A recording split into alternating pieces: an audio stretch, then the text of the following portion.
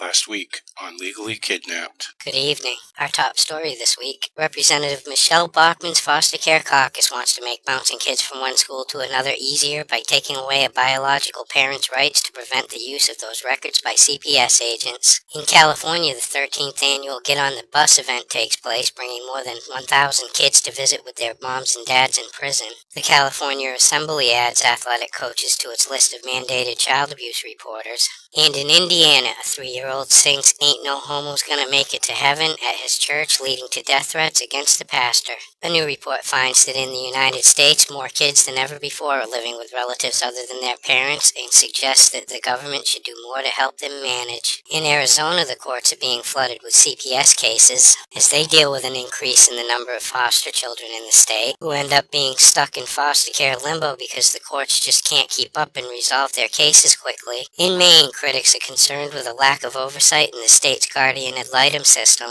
and the state of Mississippi wins the prize for the worst teen pregnancy rate in the country. In New York, the Brooklyn district attorney wants to make rabbis and other religious leaders mandated reporters of child abuse. A new study by the University of New Hampshire finds that only a quarter of reported child abuse cases have sufficient evidence to take action, with higher income kids in rural areas more likely to have a report substantiated than they do in urban areas. In Oklahoma, the governor signs a human services bill that is said to reorganize the child protective industry to make it more accountable and effective. And in Pennsylvania, doctors, school nurses, and others who are required to report child abuse say that they want better protection from retaliation against pissed-off parents. In Texas, parents who suffer the tragic loss of one child are feeling bullied into turning over their surviving kids to the child protective industry under voluntary safety plans that avoids the courts taking them away permanently.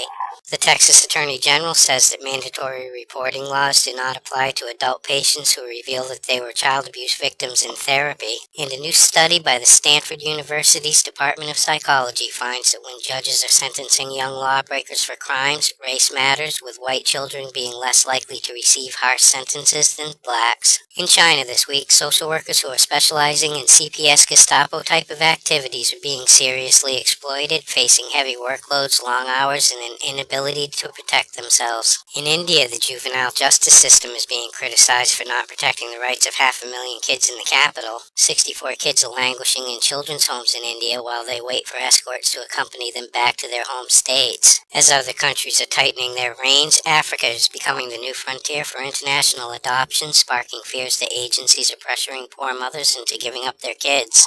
And in New Zealand, a mother who spanked her kid takes the case all the way to the appeals court and wins. In Canada, a school board's decision to report the parents of an autistic girl for sexual abuse based on a psychic's perception is being blasted. In British Columbia, a jury acquits a couple in a caged kids incident, saying they were acting out of concern for the autistic boy's safety. In Ontario, the fate of a foster parent who stands accused of sex crimes is in the hands of a jury. An Erie jury awards $8.7 million to a man who was repeatedly raped at age 9 by a 14-year-old foster child who was placed in his adoptive parents' home. And in Alberta, a hearing for a youth care worker who has been charged with sexual exploitation of a young person was pushed back until the end of June.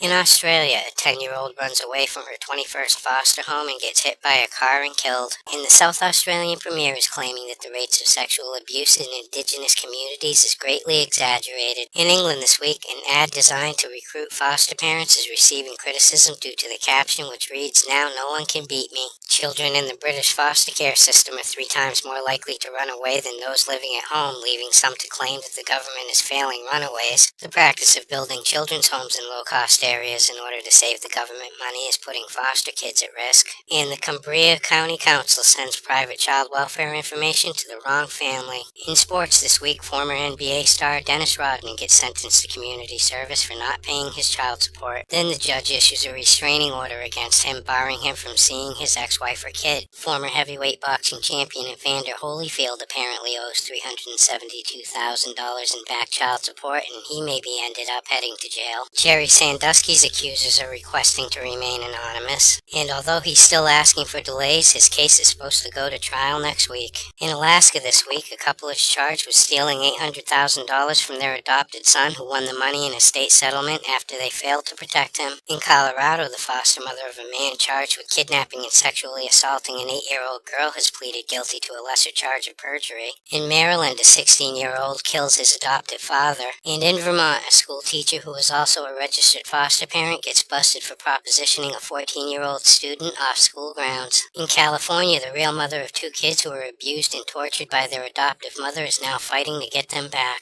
A California school principal gets away with failure to report allegations of sexual abuse by a science teacher. In Florida, a high-ranking CPS agent is forced out after having an affair and sexually harassing an employee. And the Florida child protective industry pays the woman $150,000 to settle her claim. In Hawaii, a grandmother of a 4-year-old who was killed is blaming the child protective industry for failing to protect him. In Massachusetts, a teenager who didn't want to be taken away by CPS agents bolts from the courthouse. In Minnesota, a cop threatens to take away 3 kids who were playing in the front yard while mom was doing laundry. New York police are looking for tips to help find a foster kid who went missing back in 2010. In Indiana, a 2nd grader gets expelled for bringing a beer to school. And finally tonight, a Pennsylvania couple is sitting in jail in lieu of $10,000 bail after trying to shoplift 10 cans of baby formula from a Walmart. For these stories and all the latest dirt on the child protective industry, visit www.legallykidnapped.com. And until next week, this is Baby LK.